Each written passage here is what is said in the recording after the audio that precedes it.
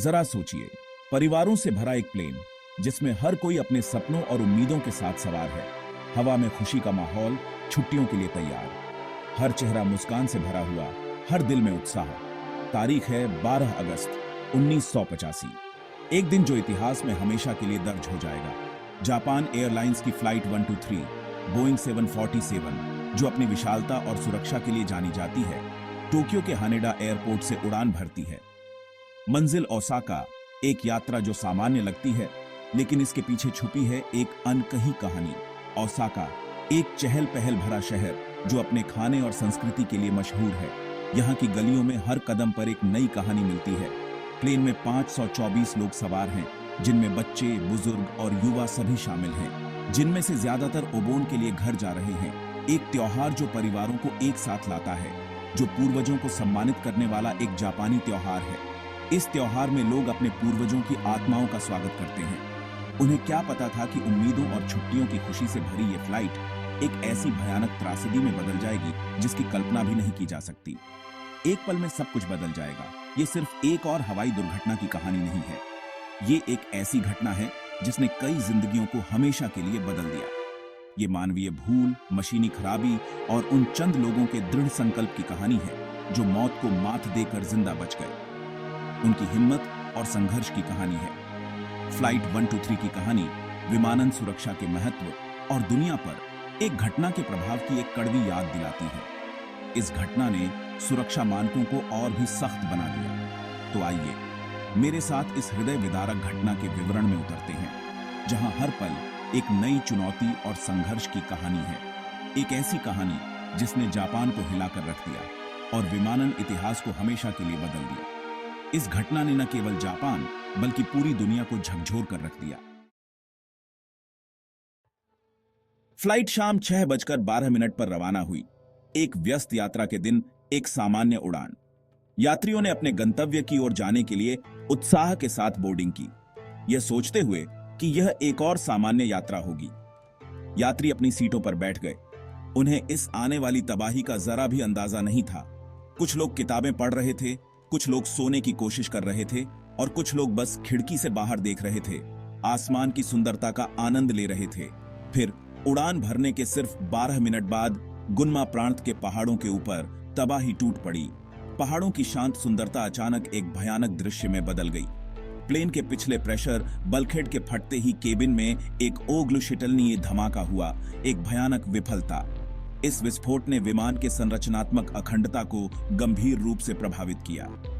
विस्फोट ने टेलफिन का एक बड़ा हिस्सा उड़ा दिया, जिससे विमान को नियंत्रित करने के लिए महत्वपूर्ण हाइड्रोलिक लाइनें टूट गईं। विमान अब पूरी तरह से नियंत्रण से बाहर हो गया था।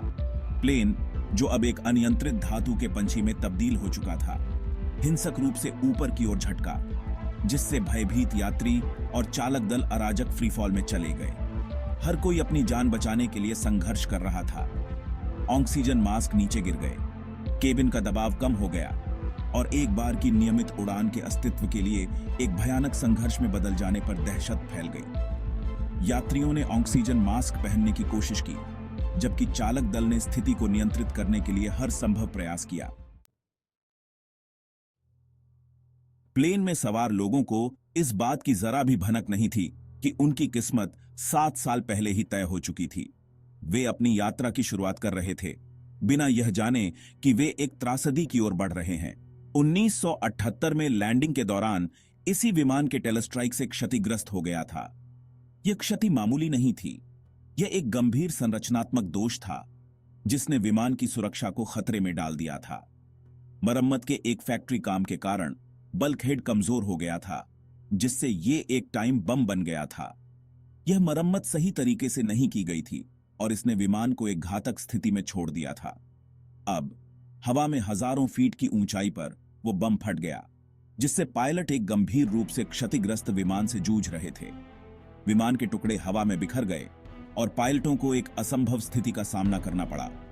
32 मिनट की पीड़ा के लिए पायलटों ने हिम्मत से संघर्ष किया और गिरते हुए प्लेन पर नियंत्रण पाने की पूरी कोशिश की।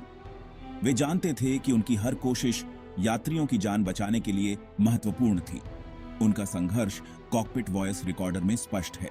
जो निश्चित मौत के सामने उनकी बहादुरी और पेशेवर रवैये का एक भयावह प्रमाण है। उनकी आवाजों में डर और दृढ़ संकल्प दोनों झलकते हैं। वे विमान को कुछ हद तक हवा में रखने में कामयाब रहे, यहां तक कि टोक्यो की ओर वापस मुड़ने का प्रयास भी किया, लेकिन क्षति बहुत ज्यादा हो चुकी थी। विमान की संरचना इतनी कमजोर हो चुकी थी कि उसे नियंत्रित करना असंभव हो गया था। जैसे ही लापता फ्लाइट की खबर फैली, बचाव अभियान तेज कर दिया गया। समय बहुत कम था। उम्मीदें थीं कि कुछ लोग जिंदा बच गए होंगे। घंटों की हताशापूर्ण खोज के बाद अंधेरे से उम्मीद की एक किरण दिखाई दी। एक जापानी सैन्य हेलीकॉप्टर ने माउंट तकामगारा के घने जंगलों वाली ढलानों पर मलबे को देखा। यह पूरी तरह से तबाही का मंजर था। एक समय भव्य बोइंग 747 चकनाचूर होकर पड़ा था, जो इस तरह की आपदा की क्रूर प्रकृति का प्रमाण था। दुर्घटना स्थल तक पहुंचना खतरनाक साबित हुआ। दुर्गम इलाके और खराब मौसम ने बचाव प्रयासों में बाधा डाली। बचाव दल को पैदल ही घटना स्थल तक पहुंचने में लगभग 12 घंटे लग गए। उनका जो नजारा इंतजार कर रहा था वो बेहद भयावह था।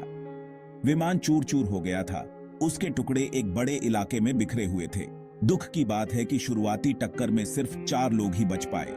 4 महिला यात्री, जो सभी पिछले धड़ में बैठी थीं, चमत्कारिक रूप से दुर्घटना से बच गईं। उनका जीवित रहना मलबे से बचाने और उनके साथी यात्रियों के वीरतापूर्ण प्रयासों के कारण संभव हो सका। इस भारी निराशा के बीच उम्मीद की एक किरण थी। इसके बाद हुई जांच, जो विमानन इतिहास में सबसे व्यापक जांचों में से एक थी, ने एक भयावह सच्चाई का खुलासा किया। दुर्घटना का मूल कारण वर्षों पहले हुई टेलस्ट्राइक घटना की दोषपूर्ण मरम्मत था। अनुचित तरीके से मरम्मत किया गया बल्कहेड, जो विमान के आंतरिक दबाव को बनाए रखने के लिए था, बुरी तरह विफल हो गया था। इसने धातु की थकान के साथ मिलकर विमान को एक ऐसी आपदा में बदल दिया था जो होना ही था। जांच में जापान एयरलाइंस की रखरखाव प्रक्रियाओं में गंभीर खामियों का पता चला और विमानन में उचित मरम्मत और रखरखाव के महत्वपूर्ण महत्व पर प्रकाश डाला गया। जहां तकनीकी खामी प्राथमिक कारण थी, वहीं जांच में मानवीय भूलों की एक श्रृंखला का भी पता चला, जिससे त्रासदी और बी आंच गई। बोइंग के मैकेनिक, जिन्होंने शुरुआती मरम्मत की थी, उन्होंने गलत प्रक्रिया का इस्तेमाल किया, जिसमें आवश्यक 2 पंक्तियों के बजाय रिवेट्स की केवल 1 पंक्ति लगाई गई थी। इसके अलावा बोइंग और जापान एयरलाइंस दोनों के पर्यवेक्षक मरम्मत कार्य की देखरेख और सत्यापन करने में विफल रहे। लापरवाही और उचित संचार की कमी का संयोजन इन चूकों ने अंततः आपदा में योगदान दिया। फ्लाइट 123 के दुर्घटनाग्रस्त होने से पूरे जापान और उसके बाहर सदमे की लहर दौड़ गई। 520 लोगों की मौत, जिनमें से कई परिवार एक साथ यात्रा कर रहे थे, ने देश को शोक में डुबो दिया। ये इतिहास में सबसे घातक एकल विमान दुर्घटना बनी हुई है। इस घटना ने एक समय राष्ट्रीय गौरव का प्रतीक मानी जाने वाली जापान एयरलाइंस में जनता के विश्वास को हिलाकर रख दिया। एयरलाइन को उसके त्रुटिपूर्ण रखरखाव प्रथाओं और दुर्घटना के बाद जवाबदेही की कमी के लिए गंभीर आलोचना का सामना करना पड़ा। फ्लाइट 123 की त्रासदी जीवन की नश्वरता और विमानन सुरक्षा में सतर्कता के महत्व की एक कठोर याद दिलाती है।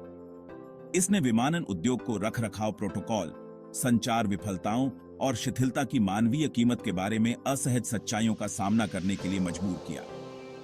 दुर्घटना के बाद जापान एयरलाइंस ने अपनी सुरक्षा और रखरखाव प्रक्रियाओं में व्यापक बदलाव किए। इस घटना के कारण दुनिया भर में विमानन सुरक्षा नियमों में महत्वपूर्ण सुधार हुए, जिसमें कठोर निरीक्षण, उचित मरम्मत प्रोटोकॉल और आपातकालीन स्थितियों के लिए उन्नत पायलट प्रशिक्षण पर नए सिरे से ध्यान केंद्रित किया गया।